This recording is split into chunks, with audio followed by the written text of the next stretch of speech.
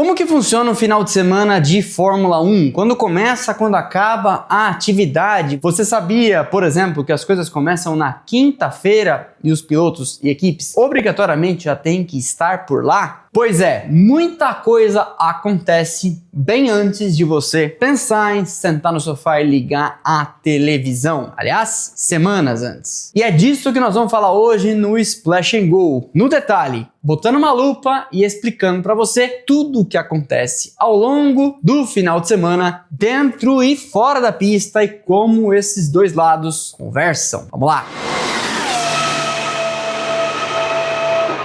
Um grande prêmio de Fórmula 1 é um espetáculo de tecnologia, organização, e eu não deixo de citar aqui a célebre frase de Bernie Ecclestone que dizia, e diz, a gente organiza uma Copa do Mundo a cada 2 semanas. E do que ele está falando, afinal de contas? Do imenso trabalho que é costurar mais de 220 países conectados em rede, recebendo o sinal de televisão, e hoje em dia também de internet, um fluxo imenso de dados, de maneira organizada, sem falhas, sem atrasos, com algo meticulosamente planejado, acredite você, minuto a minuto. As coisas começam semanas antes, às vezes, para ser bem honesto, meses antes da Fórmula 1 pensar em ir para um país. E eu prometo, palavra de escoteiro, regravarei o vídeo da logística da Fórmula 1. Alguns dos equipamentos mais simples, como aquelas estruturas provisórias que montam as garagens, o pit wall, monitores de computador e etc., embarcam para os países em esquema de rodízios meses antes. As estruturas replicáveis, mais baratas, diferente de carro, motor, suspensão e etc., compõem kits, normalmente 5, que viajam o mundo de navio. Então, por exemplo, o que vai chegar em Interlagos para o Grande Prêmio de São Paulo no mês de novembro, muitas das vezes partiu de navio lá da Europa quando foi utilizado, por exemplo, em Barcelona. E o que vai ser utilizado em Abu Dhabi, às vezes veio de avião e caminhão direto de Singapura e etc e tal. Em regra, com as partes mais baratas e os itens mais fundamentais, como eu falei, as partes dos carros e etc. A garagem começa a ser montada na terça-feira e ela precisa estar pronta na quarta à noite, porque na quinta os carros têm que ser apresentados para a FIA. Mas calma que a gente já chega lá. O autódromo precisa estar pronto na semana anterior. E às vezes delegações da Federação Internacional de Automobilismo vêm conferir alterações, reformas, mudanças que foram solicitadas. Aqui em Interlagos, por exemplo, é comum que o autódromo feche no final de agosto para as obras, os retoques, que todo ano acontecem para deixar o autódromo, que é utilizado o ano inteiro de maneira intensa, um brinco bonitinho, pintadinho, com a grama aparada. Na terça e na quarta, pacotes, caixotes, cases são abertos, desmontados e tudo vai formando as garagens que a gente verá então bonitinhas no primeiro treino livre de sexta-feira. É um corre-corre de caminhões, empilhadeiras, cases sendo abertos, todo mundo colocando tudo no lugar, porque as ferramentas precisam estar no ponto. Antes até do treino livre de sexta, porque afinal de contas é um corre-corre de gente a pé, caixas pra cá, empilhadeiras pra lá, pequenos caminhões, tudo sendo montado desde o catering, o buffet das equipes, até as instalações de hidráulica, para que as ferramentas possam funcionar, para que aqueles monitores possam descer, cabos de internet, rede para lá e para cá. E quem monta isso, você perguntará? O pessoal das equipes. Há uma infra básica, é claro, ar comprimido, energia elétrica, internet, etc., que é colocada à disposição pela organização local. Mas, a partir da hora que as equipes chegam, elas tomam posse das garagens e começam o trabalho de montagem e customização, muitas das vezes com layouts idênticos ao que é feito lá no Red Bull Ring, em Monza e Interlagos no mundo inteiro. Afinal de contas, é muito mais fácil trabalhar num escritório que você conhece de olhos fechados. Também na quarta-feira, normalmente, com uma exceção ou outra, os pilotos e principais membros das equipes vão chegando. Por isso que na quarta e um pouco menos na quinta são os dias mais fáceis de conseguir uma selfie, um autógrafo e etc. na porta do hotel ou do autódromo com pilotos e dirigentes, porque nesses dias as agendas são mais tranquilas, não que sejam vazias. Porque se as atividades no autódromo quarta-feira são mais tranquilas para os pilotos, ainda assim eles têm diversos compromissos promocionais, assim que tocam solo. Lembro de ter conversado nesse ano com o Paul di Resta, Costa, no WEC, tem uma agenda bem mais leve que a Fórmula 1 e ele disse: assim que a gente desembarcou no aeroporto, o pessoal já estava esperando a gente. Passamos no hotel, tomamos um banho, já fomos almoçar com a mídia e aí de quarta-feira pra frente é um turbilhão de atividades promocionais. Afinal de contas, quem paga a conta quer utilizar ao máximo os ativos midiáticos, que são pilotos e dirigentes. Por isso mesmo, na quarta-feira, a chance de você encontrar um piloto no autódromo é menor, mas na quinta, isso já é obrigatório. Sim, todos os pilotos e todos os dirigentes, pelo menos o team principal, precisam estar no autódromo porque há conferências de imprensa obrigatórias dos 20 pilotos e dos 10 dirigentes de cada equipe. Além disso, é o dia também que eles costumam agendar as chamadas exclusivas com a mídia que transmite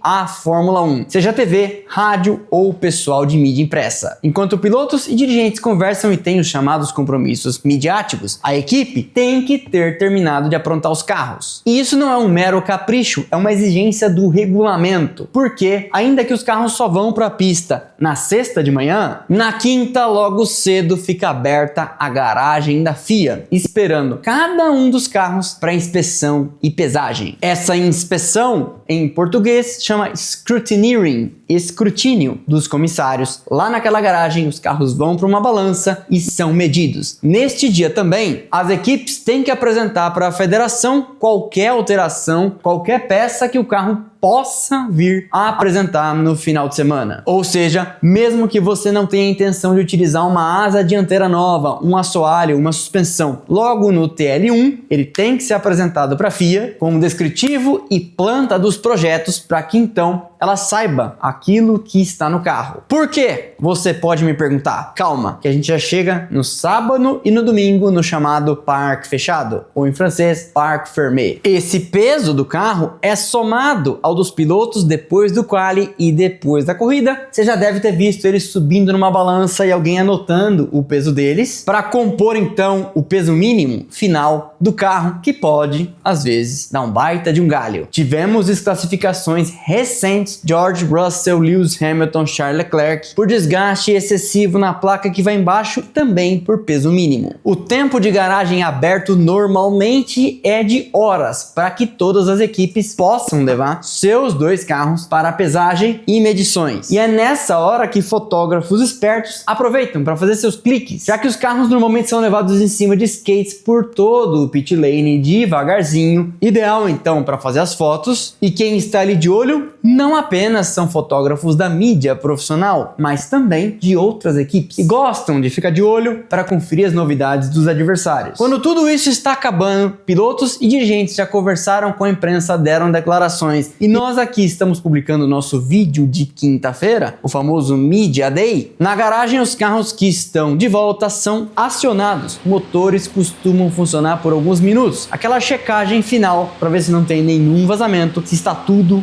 nos conformes. Também no final da quinta-feira acontecem os chamados briefings técnicos, reuniões preparatórias, onde as equipes revisam passo a passo qual é a programação da sexta-feira. Cada minuto de pista é planejado, a gente sai primeiro com essa asa, depois com aquela, cada carro faz uma coisa: tanque cheio, tanque vazio, pneu médio, pneu duro, pneu macio. Nesse momento dos briefings, inclusive, é a hora de repassar a previsão do tempo e saber, vai dar pra gente fazer aquilo que a gente planeja? Temos dúvidas? Adianta perder um tempão na sexta e no sábado preparando um carro pro seco quando a gente sabe ou tem uma grande chance de chuva no domingo? Ainda na quinta-feira acontece o chamado track walk, em que a pista já prontinha recebe os pilotos caminhando ou andando de bike. Caminhando se for uma curtinha que nem Interlagos, andando de bike se for uma enorme como Spa-Francorchamps. Os pilotos costumam percorrer, cada um com seu engenheiro de corridas, o circuito todo, olhando detalhes, mudanças de zebra, áreas de escape, onde o asfalto foi refeito e etc. Lembro que fiz um track walk do WEC no ano passado, em que flagrei um mecânico da Toyota com uma trena medindo a profundidade metade do suco da zebra, porque aquela informação com certeza foi pro briefing técnico para avisar, ó, se você for pegar a zebra, toma cuidado que tem X centímetros de profundidade. Dependendo da pista, ainda na quinta-feira há espaço para sessões de treinos livres ou classificação até de eventos de apoio, como Porsche Cup, corridas de carros históricos, Fórmula 3 e Fórmula 2. E os VIPs, é claro, têm a chance de fazer o chamado Pit Lane Walk também na quinta-feira, com tudo mais vazio, podendo às vezes tentar um flagra com um piloto ou alguém celebridade conhecida. Sexta-feira parece fácil, treino livre 1, treino livre 2, acabou, certo? Não é só isso que acontece. Além das categorias de apoio, há um ritual de horários que, se você já foi ao autódromo, você pode observar. 15 minutos antes do TL1 passa o safety ou o medical car com uma bandeira vermelha, fechando a pista para os carros de serviço que ficam circulando, levando os marshals, pegando marmita, fazendo todo tipo de serviço local. Dali para frente, ninguém mais circula, a não ser o medical, o safety, e a partir do momento em que a pista for aberta, os carros de Fórmula 1. O horário, evidentemente, varia de país para país e eles tentam sempre acomodar a agenda aos horários nobres de se assistir algo na Europa. Mas em linhas gerais, 9 da manhã o TL1, meio-dia o TL2. Antigamente essas sessões tinham 90 minutos, isso diminuiu para 60, ou seja, 1 hora. Acabou o TL1, a depender da agenda de cada circuito, meia hora, 1 hora começa a próxima atividade, que vai ser, como eu comentei, Porsche Cup, Fórmula 3, Fórmula 2, aqui no Brasil, Fórmula 4. Essas atividades vão acontecendo até que a pista fecha de novo e o mesmo ritual se repete. E vem a segunda sessão livre. Ao final das duas sessões, TL1, TL2, os pilotos saem da garagem e necessariamente passam pela chamada zona mista e tem que falar com as televisões credenciadas naquela zona e também com o canal da própria Fórmula 1, de onde saem as suas declarações. Tudo que foi absorvido de informações na sexta-feira é computado para as equipes e é revisto muitas das vezes o planejamento para o sábado, além, é claro, de levar em consideração a previsão do tempo. Assim, se alguém teve um problema de motor, suspensão, caixa de câmbio e etc, ou deu uma cacetada, a equipe tem um X número de horas, normalmente até as 11 horas da noite, para terminar o serviço. E às vezes pode ter que virar à noite, mas aqui há mais uma regra. Hoje em dia, e para evitar jornadas extenuantes de trabalho que aconteciam no passado, as equipes têm um número máximo de vezes em que podem romper as horas máximas de trabalho para que os mecânicos entrem pela noite. Antigamente isso era comum, os motores eram trocados, virando à madrugada. Hoje em dia há um limite máximo do chamado curfew, e então as equipes guardam estas horas coringa para algo que seja realmente essencial. Bateu o carro, tem certeza de um acerto que pode ser mudado e etc. Aliás, uma história. Da sexta para o sábado na Hungria, agora em 2025, Bortoleto chamou a responsabilidade e falou para Sauber: a gente precisa mudar isso e isso no acerto. E dessa forma, seria necessário quebrar o chamado curfew, entrar nessas noites de madrugada, que a equipe tem um máximo para fazer. Acho que são 2 por ano. E aí? E aí que um novato tem que ter muita certeza, e se der errado, perde muita moral. Se fizer os mecas virarem à noite e a equipe gastar um coringa desses para não dar nada. E deu certo. Por isso que o resultado na Hungria foi tão importante para ele dentro da equipe. Insistiu, bateu o pé, falou: tenho certeza do que eu tô dizendo. A equipe foi lá, quebrou o limite de horas, entregou um carro para ele que foi ao Q3 e depois meteu um 6º lugar. Também com 1 hora, então na manhã de sábado acontece o TL1. Acabado ele, temos os eventos de apoio, como eu comentei, as categorias que cercam a Fórmula 1 e usam a pista no mesmo final de semana, e depois, ali pro meio da tarde, horário local em que a corrida acontece, vem a classificação Q1, Q2, Q3. 18 minutos para a primeira parte, em que vão os 20 para a pista e passam os 15 melhores, 15 minutos para a segunda, em que se classificam os 10 mais bem colocados, e depois 12 para a última parte, formando os 10 de cima. Terminada a classificação, para uns no Q1, outros um pouco depois no Q2 ou a galera que vai ao Q3, todo mundo passa na zona mista, dá as suas declarações e depois volta para a garagem. Nesse dia, depois da classificação, é bem mais difícil conseguir acesso aos pilotos, porque eles ficam até bem mais tarde discutindo estratégia e o que fazer na corrida. Ah, e aí pode mexer no acerto? Não pode. Quer dizer, pode, mas tem um preço. Aqui, depois da classificação, começa a valer o regime de parque fechado. O que é isso? Parque fechado é uma regra que determina que os carros não podem sofrer nenhum tipo de alteração. Eles voltam para suas garagens, mas há um sistema de câmeras e de lacres, impedindo qualquer mudança de acontecer. Se você quiser muito trocar um motor, um câmbio, uma asa e etc., até pode fazer, mas vai perder seu tempo da classificação e será obrigado a largar dos boxes. Por isso que às vezes quem teve uma classificação terrível, bateu, fez um tempo ruim e tá largando lá do fundo, acaba se sentindo tentado a trocar um motor, um câmbio, etc., porque aí já paga a punição e então vende motor novo ou peças inteiramente novas para a corrida. O parque fechado também vale depois da corrida, mas aí depois da corrida não é que alguém vai mexer em nada, mas os carros são inspecionados para testar que estão em conformidade com a pesagem da quinta-feira e que as peças que lá estão foram antes apresentadas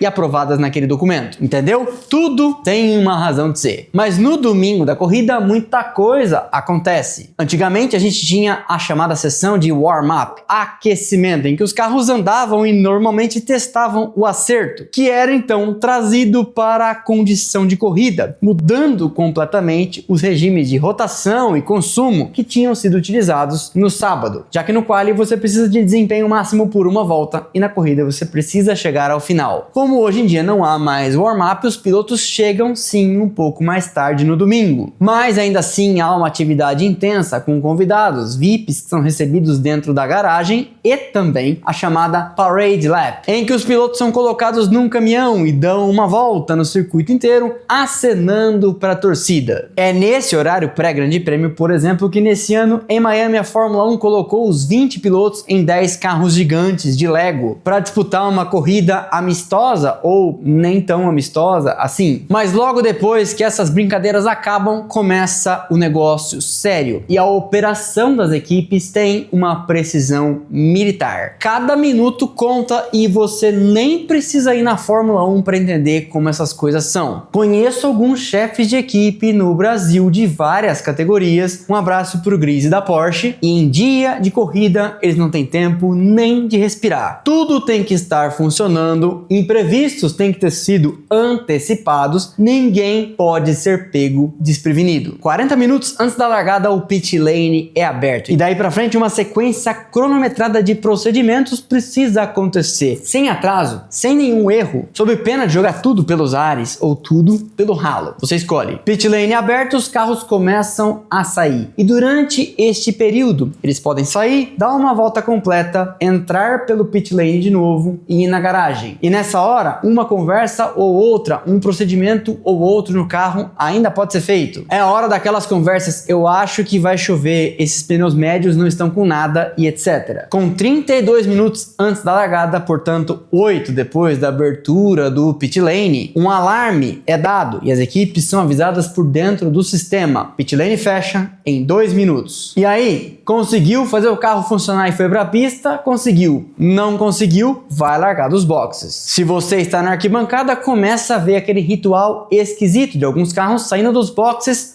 indo direto pro grid, outros passando por dentro e dando mais uma volta. Mas não embicou no pit lane e tomou o rumo da sua posição, acabou. Agora só sai dali quando as luzes se apagarem. Enquanto isso, seus mecânicos estão correndo com todos aqueles equipamentos de suporte pro grid, justamente para te esperar por lá. Alinhados no grid, normalmente os pilotos descem, conversam com seus engenheiros, trocam as últimas impressões e sim, correm no banheiro para um último xixi. Essa conversa com os engenheiros é importante porque antes deles irem pro grid, alguma coisa coisa pode ter acontecido na pista, meteorologicamente, ou alguma grande bobagem nas categorias que passaram antes por lá. A pista pode estar mais emborrachada, alguém pode ter derramado óleo, já pode estar garoando, uma infinidade de variáveis. Enquanto isso acontece, a equipe já plugou os sensores e está fazendo uma checagem final no carro, para ver se tudo está nos conformes, porque dali para frente é o carro e o piloto sozinhos na pista. Paralelamente, eles também fazem os chamados fire up. Então a partida mantém o motor num regime mínimo, sustentando o aquecimento dos componentes e do óleo. Aquecimento esse também que acontece com os cobertores elétricos nos pneus. Daí pra frente você já sabe, a transmissão abre ao hino nacional, alguma homenagem a quem for. Todo mundo entra nos carros, pilotos são amarrados, motores ligados e há a Formation Lap, volta de formação do grid, ou aqui no Brasil também chamada volta de apresentação. Pensa que acabou? Não! Não acabou. Acabada a corrida, e eu não tô falando de bandeirada, porque para alguns a gente sabe ela pode acabar na largada com algum problema, os pilotos são obrigados, um a um, a passar pelo cercadinho da imprensa. E quem conclui a corrida, se quer levar o resultado para casa, deve deixar o carro no parque fechado. E ele então é pesado, medido e comparado com uma quinta-feira. Enquanto isso acontece, e muitas das vezes logo depois da largada, as equipes já começam, pasme você, a desmontar a garagem. Porque se o carro já foi pro grid, por exemplo, a gente sabe que motor, câmbio e etc, ele não vai mais trocar, não é verdade? Então, ainda mais se temos uma corrida em finais de semana emendados, é hora de começar a encaixotar tudo, porque algumas das coisas não têm mais utilidade, já podem ser despachadas. Puxado, não? Essa é a descrição hora a hora, minuto a minuto do que acontece de quinta a domingo no autódromo de Fórmula 1, quando é necessário juntar a programação do evento, o regulamento técnico, o regulamento desportivo e também os compromissos promocionais de pilotos e equipes, harmonizando o cobertor elétrico do carro da Ferrari com a cantora que está fazendo o hino nacional no grid, o show com bonés autografados na fanzone com os horários da Porsche Cup ou o carro da Fórmula 2, Fórmula 3, Fórmula 4 que derramou óleo e aí o TL3 vai atrasar, por exemplo, em todos os 24 finais de semana da Fórmula 1, muda o país, continua sempre igual. Gostaram? Esse foi, então, já sabe, mais um episódio do Splash and Go no YouTube. Eu espero que vocês tenham gostado. Deixa o like, que é de graça, não custa nada, você sabe, e ajuda demais o canal. Quebra essa pra mim, quebra essa pra nós. E não se esqueça de deixar com a gente a sua hypada. Conte de onde nos assiste. Diga pra mim se já sabia de toda esta programação. Não quer contar nada disso? Deixa aí um abraço pro gato, pro cachorro, pro periquito, pro namorado, pra namorada, pro cônjuge, pra cônjuge. Peço sempre isso porque assim o algoritmo entende que você gostou, entende que está aqui ainda e segue distribuindo o nosso conteúdo internet afora, rumo aos 300 mil inscritos. Para não perder nada de nada do que fazemos por aqui, temos canais de notificação para você, Instagram, Telegram e WhatsApp. Você entra e passa a receber um recadinho automático assim que a gente publica cada um dos conteúdos, uma mão na roda. Link aqui embaixo na descrição, mais de 2 mil membros em cada um deles, recebendo um recadinho e não dependendo mais do YouTube lembrar de te lembrar. Também temos muita coisa nas nossas redes sociais, Instagram, Twitter, Threads e TikTok. Estão passando aqui os arrobas, link lá embaixo na descrição. E eu vejo vocês aqui no próximo vídeo. Valeu e aquele abraço.